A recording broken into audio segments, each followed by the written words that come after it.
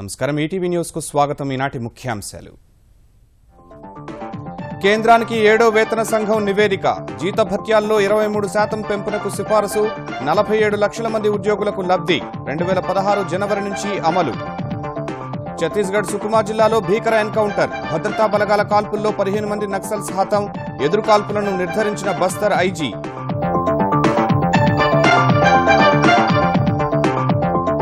తెలంగాణలో మావోయిస్టుల కలకలం. ఖమ్మం జిల్లాలో 6 తెరాస నాయకుల అపహరణ. గాలింపు చర్యలను నిలిపివేయాలని డిమాండ్.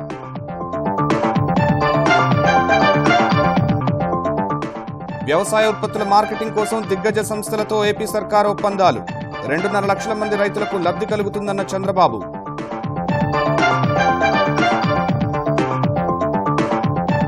నెల్లూరు, చిత్తూరు, కడపలను వీడని వరద. 3 జిల్లాల్లో ముమ్మరమైన సహాయ చర్యలు. మనబోలు వద్ద జాతీయ రహదారి పునరుద్ధరణ పూర్తి.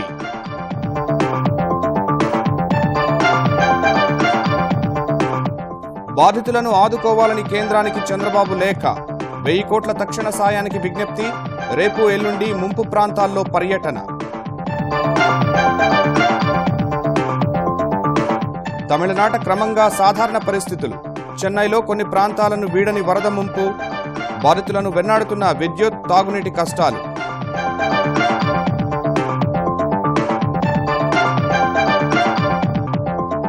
వరంగల్ ఉప ఎన్నికకు ముగిసిన ప్రచారం. చివరి క్షణం వరకు ఓటర్లను ఆకర్షించేందుకు ప్రయత్నించిన ప్రధాన పార్టీలు. ఎల్లుండి పోలింగ్.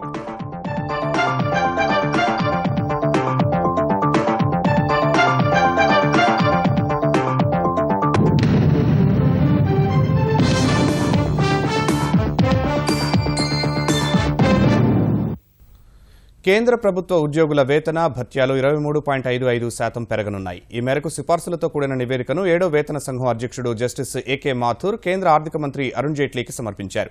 ఈ నివేదికలో కేంద్ర ప్రభుత్వ ఉద్యోగుల వేతనాలు, భత్యాలు కలిపి 23.55% పెంచాలని వేతన సంఘం సిఫార్సు చేసింది. ఈ సిఫార్సుల ప్రకారం వేతనం 16% పెరగనుండగా భత్యాలు 63% పెరగనున్నాయి. విశ్రాంత ఉద్యోగులు, వారి భార్యలకు ఇచ్చే పింఛను 24% వరకు పెరగనుంది. కేంద్ర ప్రభుత్వ ఉద్యోగులకు కనీస వేతనం 18,000 రూపాయలు ఉండాలని సిఫార్సు చేసిన వేతన సంఘం అత్యధిక వేతనం కేబినెట్ కార్యదర్శి, ఆ స్థాయి ఉద్యోగులకు 2.5 లక్షలు ఉండాలని సూచించింది. ఈ వేతన సంఘం సిఫార్సులు 2016 జనవరి 1 నుంచి అమలు చేయాలని సిఫార్సు చేసింది. ఈ సిఫార్సులు అమలైతే 47 లక్షల మంది కేంద్ర ప్రభుత్వ ఉద్యోగులకు, 52 లక్షల మంది పింఛన్దారులకు లబ్ధి చేకూరనుంది.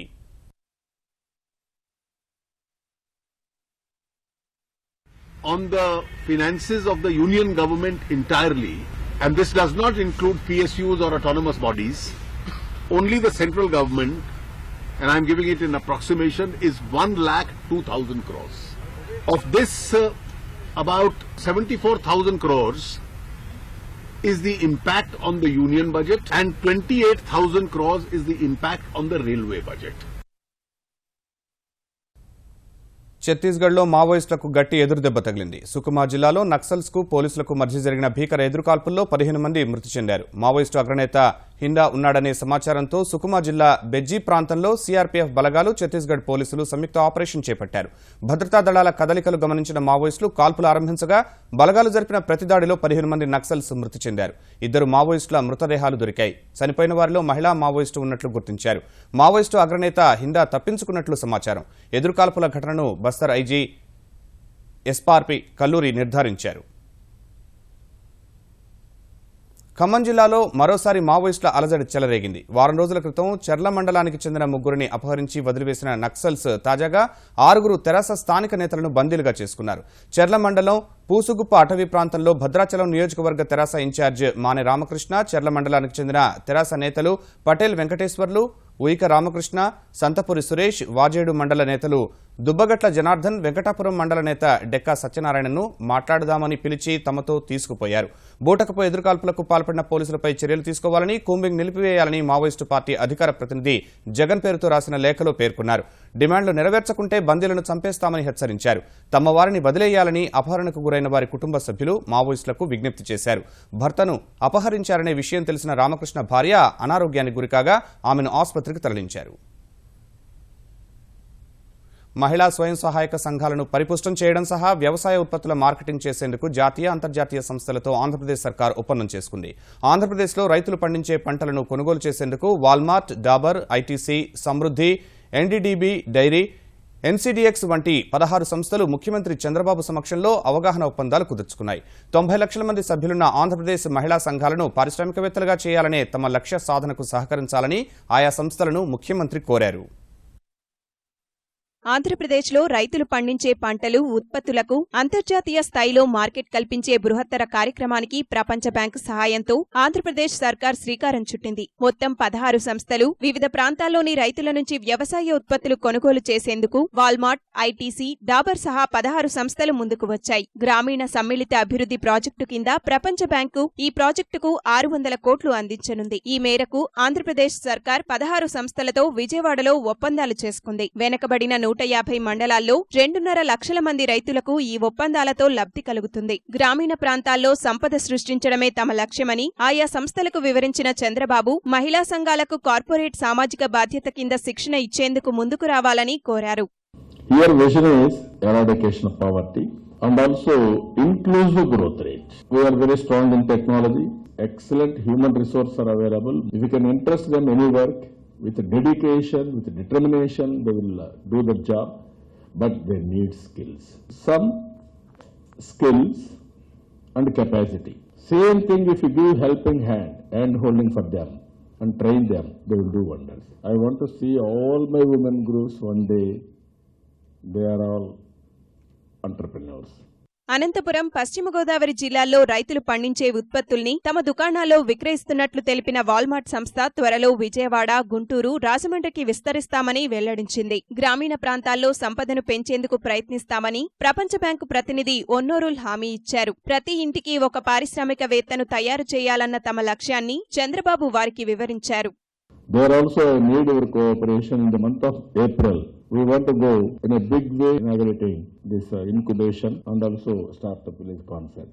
I want to bring world best leaders, Nadella Satya or Pichai, all these people, and also I want to call all venture capitalists in the country. Government I will give a policy, some contribution, some infrastructure, some concessions. Ultimately, they have to be nurtured by international CEOs and venture capitalists. And that is only the future for India. That's why I gave a call recently. Every home, there must be one computer literate, one entrepreneur.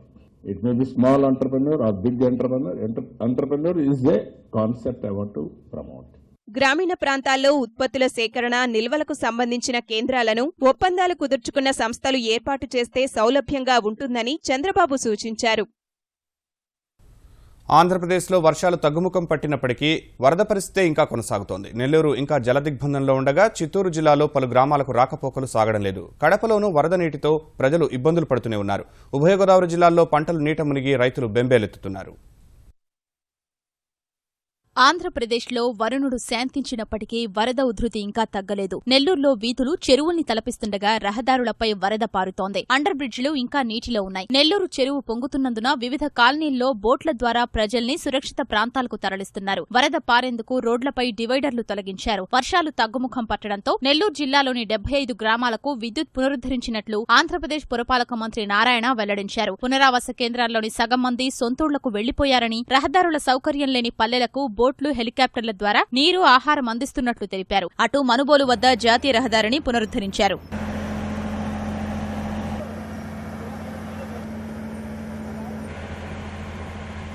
Chittoor జిల్లాలో వర్షాలు తగ్గుముఖం పట్టినా వరద ఉధృతి కొనసాగుతోంది. సత్యవేడు, శ్రీకాళహస్తి, చంద్రగిరి, గంగాధర, నెల్లూరు నియోజకవర్గాల్లో వాగులు, వంకలు పొంగి పొర్లుతున్నాయి. కాజ్వేలు కొట్టుకుపోయి 20 గ్రామాలకు రాకపోకలు నిలిచిపోయాయి. మాల్వాడిగుండం, కపిలతీర్థం జలపాతాలు పొంగుతుండగా కళ్యాణి జలాశయానికి వరద భారీగా చేరుతోంది. తెలుగు గంగ ఉధృతికి ఏర్పేడు మండలంలో కొన్ని గ్రామాలు జలదిగ్బంధంలో చిక్కుకున్నాయి.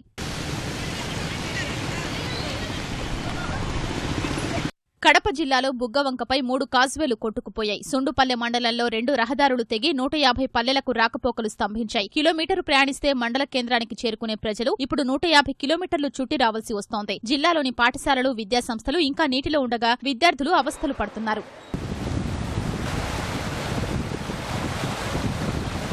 ప్రకాశం జిల్లా తీర ప్రాంత మండలాల్లో జల్లులు పడుతున్నాయి. ఉభయ గోదావరి జిల్లాలో పంట కోతలకు సిద్ధమైన దశలో పడుతున్న వానలు రైతులకు కంటిమీద కునుకు లేకుండా చేస్తున్నాయి. తూర్పు గోదావరి జిల్లాలో 1,40,000 ఎకరాల్లో వరి పంట నీటిపాలైంది. 3,50,000 మెట్రిక్ టన్నుల ధాన్యం రంగు మారుతుందని వ్యవసాయ శాఖ నిర్ధారణకొచ్చింది. వరద ప్రభావిత జిల్లాల కలెక్టర్లతో టెలికాన్ఫరెన్స్ నిర్వహించిన ముఖ్యమంత్రి తెగిన రహదారులు, కాల్స్వేలు పునర్నిర్మించాలని ఆదేశించారు. పంట నష్టం, వరద పరిస్థితిపై ఆరా తీసిన ఆయన శుక్ర, శనివారాల్లో నెల్లూరు, కడప, చిత్తూరు జిల్లాల్లో పర్యటిస్తారని తెలిపారు. భారీ వర్షాలకు కలిగిన నష్టాల నుంచి బయటపడేందుకు 1,000 కోట్ల రూపాయల తక్షణ సాయం అందించాలని ముఖ్యమంత్రి చంద్రబాబు కేంద్రానికి లేఖ రాశారు. ఈ మేరకు ప్రధాని నరేంద్ర మోదీ, హోంమంత్రి రాజ్నాథ్ సింగ్, వ్యవసాయ మంత్రి రాధామోహన్ సింగ్లకు లేఖలు పంపిన చంద్రబాబు ప్రాథమిక అంచనా ప్రకారం ఆంధ్రప్రదేశ్లో 3,000 కోట్ల రూపాయలు నష్టం వాటిల్లిందని వివరించారు. ప్రధానంగా నెల్లూరు, చిత్తూరు, కడప, ప్రకాశం, అనంతపురం, ఉభయ గోదావరి, కృష్ణా జిల్లాల్లో చెరువులు, రోడ్లు, విద్యుత్ వ్యవస్థలు దెబ్బతిన్నాయని, వరదల్లో చిక్కుకుని 35 మంది మరణించారని కేంద్రానికి రాసిన లేఖలో చంద్రబాబు వివరించారు. 146 గ్రామాలు దెబ్బతిన్నాయని, 467 ఇళ్లు పూర్తిగా, 2,029 ఇళ్లు పాక్షికంగా దెబ్బతిన్నట్టు తెలిపారు. 550 చెరువులు దెబ్బతినడం సహా 2 లక్షల ఎకరాల్లో పంటలకు నష్టం జరిగిందని వివరించారు. వరద బాధితులకు 188 శిబిరాల్లో వసతి కల్పించడం సహా ఆహారం, తాగునీరు సరఫరా చేస్తున్నట్టు తెలిపారు. బాధితులకు 20 కిలోల బియ్యం, కిలో కందిపప్పు, లీటరు పామాయిల్, 1 కేజీ పంచదార సరఫరా చేస్తున్నట్టు తెలిపిన చంద్రబాబు మృతుల కుటుంబాలకు 5 లక్షల పరిహారం ఇస్తున్నామని పేర్కొన్నారు. అల్పపీడన ప్రభావంతో కురిసిన వర్షాలకు అతలాకుతలమైన తమిళనాడులో పరిస్థితి క్రమంగా సాధారణ స్థితికి చేరుకుంటోంది. కుండపోత కారణంగా మృతి చెందిన వారి సంఖ్య 100 దాటగా చురుగ్గా ఉన్న ఈశాన్య రుతుపవనాల వల్ల అప్పుడప్పుడు జల్లులు పడుతున్నాయి. చెన్నైలోని లోతట్టు ప్రాంతాల్లో నీరు తోడేందుకు అధికారులు ప్రయత్నాలు చేస్తున్నారు. 4-5 రోజులుగా నీటిలోనే ఉన్న స్థానికులు మాత్రం తమ పరిస్థితి అధ్వాన్నంగా ఉందని వాపోతున్నారు. బలమైన అల్పపీడన ప్రభావానికి కురిసిన భారీ వర్షాలకు అల్లాడిపోయిన తమిళనాడులో చురుగ్గా ఉన్న ఈశాన్య రుతుపవనాల వల్ల వర్షాలు పడుతూనే ఉన్నాయి. వచ్చే 24 గంటల్లో పశ్చిమ కనుమల్లో మరిన్ని వర్షాలు పడతాయని వాతావరణ శాఖ తెలిపింది. వర్షం కారణంగా చనిపోయిన వారి సంఖ్య 100 దాటింది. కడలూరు ప్రాంతంలో ఎక్కువ మంది చనిపోయినట్లు తమిళనాడు ప్రభుత్వ వర్గాలు తెలిపాయి. చెన్నైలో ఈ ఉదయం కూడా పలు ప్రాంతాల్లో వర్షాలు పడ్డాయి. నగరంలోని చాలా ప్రాంతాల్లో వరద తగ్గగా మరికొన్ని ప్రాంతాలు ఇంకా నీటిలోనే ఉన్నాయి. ఆయా ప్రాంతాల్లో అగ్నిమాపక శాఖ డీజిల్ ఇంజిన్లతో నీటిని తోడే ప్రయత్నం చేస్తోంది. లోతట్టు ప్రాంతాల ప్రజలకు ప్రభుత్వం ఆహారం, మందుల్ని సరఫరా చేస్తోంది.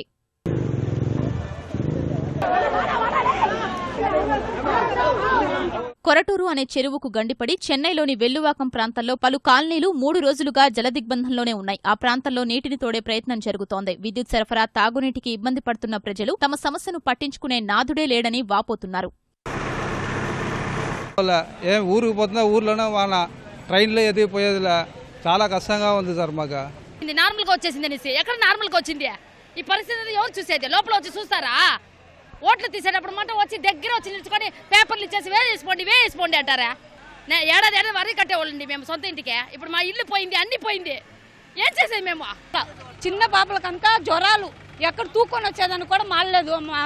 తేళ్లు, పురుగులు, పావులు ఇవన్నీ వచ్చి చూస్తే తెలుసు. మేము నిండా కష్టపడుతున్నాం. మా వస్తువులు పోయింది కాకుండా మా ఒళ్ళు ఆరోగ్యం లేదు.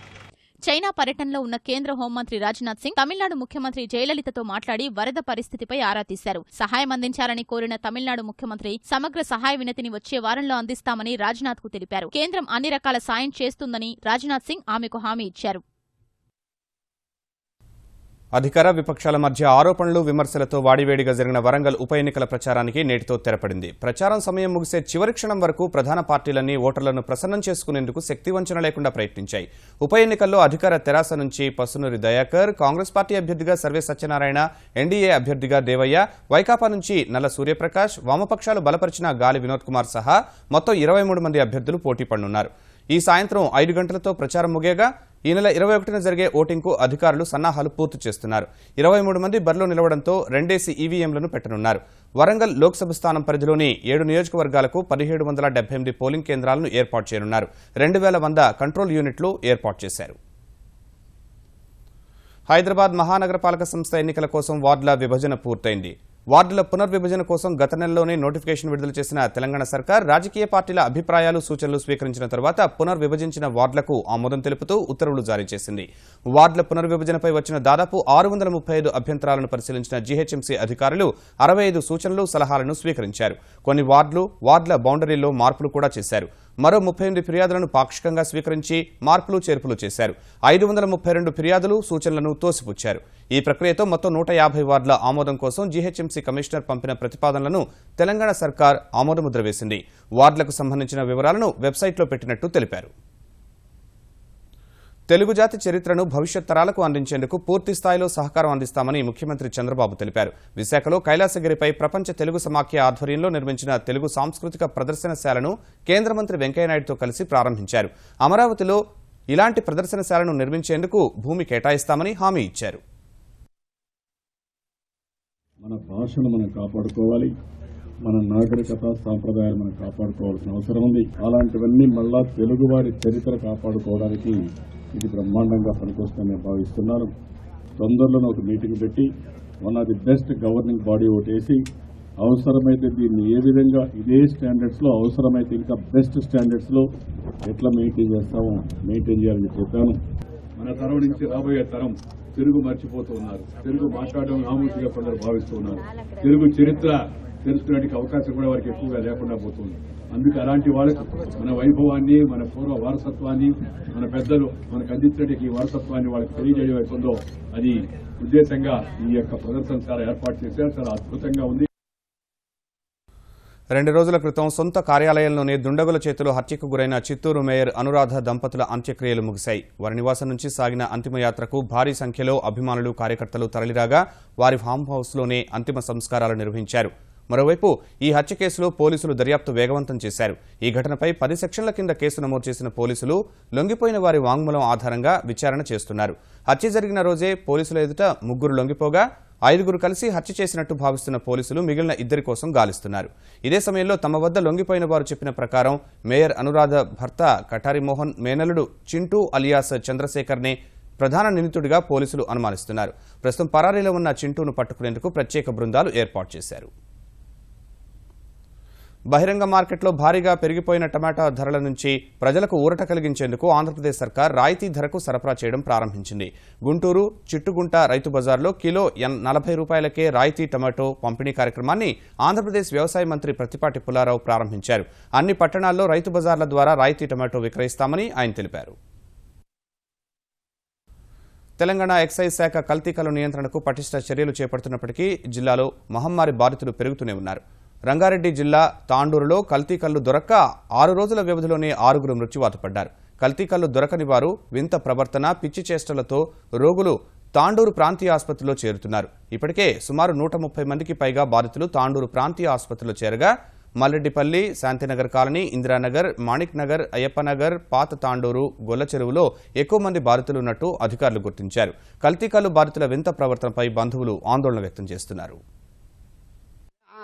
కళ్ళు బంద్ అయినాకనే ఇట్లా ఈ బీమార్ వచ్చిందని చెప్పి మందులు ఆడుతున్నామని బంద్ చేసినాం. బంద్ చేసిన కలది ఈ బీమార్ వచ్చింది. 2 రోజులు ఆడకుండా అవుతాం కదా, ఇట్లే వచ్చేస్తుంది బీమారి. మార్నింగ్ నుంచి రాత్రి నైట్ నుంచి నాకు ఇదే పరిస్థితి ఉన్నది.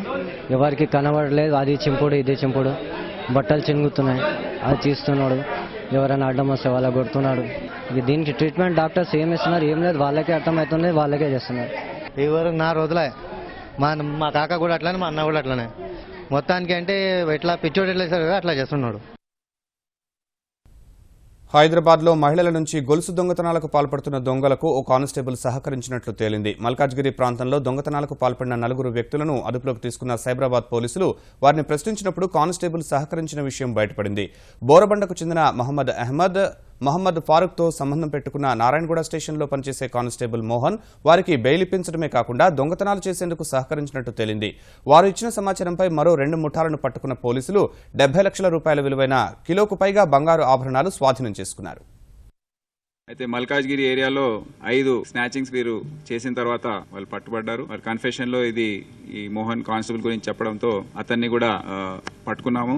అతను వాళ్ళ కోసం బెయిల్ అరేంజ్ చేయడం, వెహికల్ అరేంజ్ చేయడం, ప్లస్ వాళ్ళు చైన్ స్నాచింగ్ చేసిన చైన్స్ కూడా స్వీకరించి దాన్ని అమ్మి పెట్టడం అనేది కూడా చేశాడు. సో ఇతని పైన డిపార్ట్మెంటల్ యాక్షన్, క్రిమినల్ యాక్షన్ అన్ని కూడా ఉంటాయి. గత వారం ప్యారిస్లో 129 మందిని పొట్టన పెట్టుకున్న భీకర దాడులకు సూత్రధారి అబ్దెల్ హమీద్ అబౌద్ను మట్టుబెట్టినట్టు ఫ్రాన్స్ ప్రభుత్వం ప్రకటించింది. ప్యారిస్ శివార్లలోని సెయింట్ డెనిస్లో తనిఖీలు చేపట్టిన ఫ్రెంచ్ బలగాలు 2 తీవ్రవాదులను కాల్చి చంపగా మరో మహిళ ఆత్మాహుతి చేసుకుంది.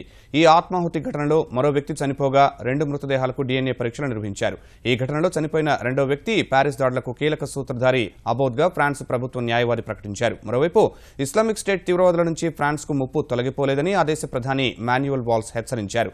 ఈసారి ఉగ్రవాదులు రసాయన జీవ ఆయుధాలతో దాడి చేసే ప్రమాదం ఉందని ఆయన ఆందోళన వ్యక్తం చేశారు. ప్యారిస్లో అత్యవసర పరిస్థితిని మరో రోజు పొడిగించే అవకాశం ఉందన్న ప్రధాని భద్రతా బలగాలు ప్రజలు కూడా మరింత అప్రమత్తంగా ఉండాలని కోరారు. సమాజంలో సానుకూల మార్పు తేవడం ద్వారా దేశాభివృద్ధికి దోహదపడాలని యువ ఐఏఎస్ అధికారులకు ప్రధాని మోదీ పిలుపునిచ్చారు. 2013వ బ్యాచ్కు చెందిన 169 మంది ఐఏఎస్లతో ఢిల్లీలో సమావేశమైన ఆయన ఒత్తిడి సమస్యలతో మార్పు సాధ్యం కాదని స్పష్టం చేశారు. వృత్తిపరంగా పునాదులను పటిష్టపరుచుకునేందుకు వచ్చే 10 ఏళ్లు కీలకమని సహాయ కార్యదర్శులుగా ఢిల్లీలో పనిచేయనున్న యువ ఐఏఎస్లకు మోదీ సూచించారు. ప్రజల జీవితాల్లోనూ మార్పు తీసుకువచ్చేందుకు సవాళ్లకు సిద్ధంగా ఉండాలని, అందుకు అనుగుణంగా శ్రమించాలని మోదీ సూచించారు. బీహార్ శాసనసభ ఎన్నికల్లో అఖండ విజయం సాధించిన మహాకూటమి కొత్త ప్రభుత్వ ఏర్పాటుకు సన్నాహాలు పూర్తి చేసింది. బీహార్ ముఖ్యమంత్రిగా మరోసారి పగ్గాలు చేపట్టనున్న నితీష్ కుమార్ రేపు ప్రమాణ స్వీకారం చేయనున్నారు. పట్నా గాంధీ మైదానంలో రేపు మధ్యాహ్నం 2 గంటలకు జరిగే ఈ కార్యక్రమంలో నితీష్తో పాటే జేడీయూ సహా మహాకూటమిలోని ఆర్జేడీ, కాంగ్రెస్కు చెందిన 30 మంది ఎమ్మెల్యేలు మంత్రులుగా ప్రమాణం చేయనున్నట్టు తెలుస్తోంది. ఆర్జేడీ అధినేత లాలూ కుమారుడు తేజస్వీ యాదవ్ ఉప ముఖ్యమంత్రిగా ప్రమాణం చేస్తారని తెలిసింది. అమెరికా ఫెడరల్ రిజర్వ్ వడ్డీ రేట్లను పెంచే అంశంపై ఆచితూచి వ్యవహరిస్తుందనే కథనాలు, ఆసియా మార్కెట్లలో సానుకూల పవనాల మధ్య దేశీయ స్టాక్ మార్కెట్లు మళ్లీ లాభాల్లోకి మళ్లాయి. అమెరికా డాలర్తో రూపాయి మారకం విలువ పెరిగిన వేళ మదుపర్లు కొనుగోళ్లు జరపగా క్రితం సెషన్లో 382 పాయింట్లు నష్టపోయిన సెన్సెక్స్ ఇవాళ 359 పాయింట్లు లాభపడింది. ఈ ఉదయం 25,640 పాయింట్ల వద్ద మొదలైన సూచీ మొదట్లో బలహీనంగానే సాగింది. ఒక దశలో 25,603 పాయింట్ల కనిష్ట స్థాయికి పడిపోయిన సూచీ తర్వాత ఆటోమొబైల్, ఐటీ, బ్యాంకింగ్ రంగాల్లో లభించిన కొనుగోళ్ల మద్దతుతో 25,884 పాయింట్ల గరిష్ట స్థాయిని తాకింది. చివరకు 25,842 పాయింట్ల వద్ద స్థిరపడింది. జాతీయ స్టాక్ ఎక్స్చేంజ్ సూచీ నిఫ్టీ 111 పాయింట్లు పెరిగి 7,843 పాయింట్ల వద్ద ముగిసింది. ముఖ్యాంశాలు మరోసారి. కేంద్రానికి 7వ వేతన సంఘం నివేదిక. జీతభత్యాల్లో 23% పెంపునకు సిఫారసు. 47 లక్షల మంది ఉద్యోగులకు లబ్ధి. 2016 జనవరి నుంచి అమలు. ఛత్తీస్గఢ్ సుకుమా జిల్లాలో భీకర ఎన్కౌంటర్. భద్రతా బలగాల కాల్పుల్లో 15 మంది నక్సల్స్ హతం. ఎదురుకాల్పులను నిర్ధారించిన బస్తర్ ఐజీ.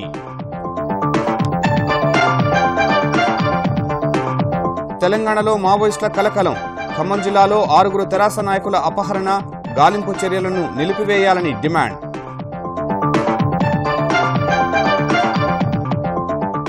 వ్యవసాయ ఉత్పత్తుల మార్కెటింగ్ కోసం దిగ్గజ సంస్థలతో ఏపీ సర్కార్ ఒప్పందాలు. 2.5 లక్షల మంది రైతులకు లబ్ధి కలుగుతుందన్న చంద్రబాబు.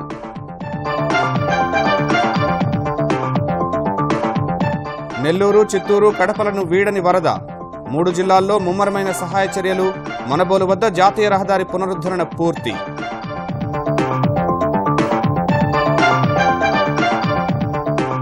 బాధితులను ఆదుకోవాలని కేంద్రానికి చంద్రబాబు లేఖ. 1000 కోట్ల తక్షణ సాయానికి విజ్ఞప్తి. రేపు, ఎల్లుండి ముంపు ప్రాంతాల్లో పర్యటన. తమిళనాట క్రమంగా సాధారణ పరిస్థితులు. చెన్నైలో కొన్ని ప్రాంతాలను వీడని వరద ముంపు. బాధితులను వెన్నాడుతున్న విద్యుత్, తాగునీటి కష్టాలు.